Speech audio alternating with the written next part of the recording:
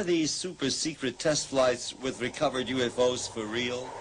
Do U.S. government scientists really investigate extraterrestrial technology? We wanted to find out the truth, test the claims. Following Bob Lazar's recommendation, we drove out to the Black World on December 2nd, 1992, together with an ABC television camera crew. First, we waited near the black mailbox at the Groom Lake access road.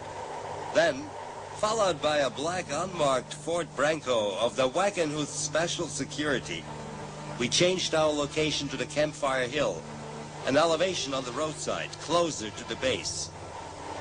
It was a Wednesday night, and shortly after sunset, at about 6:15 p.m., the first mysterious flying objects appeared.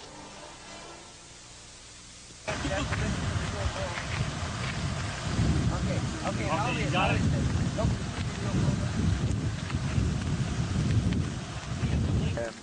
Fall down, stop blowing. You know, a sickness there, military sickness there. Groupie, I got it on tape. Yeah. Awesome. I don't know. There it is. Heads up, there it is.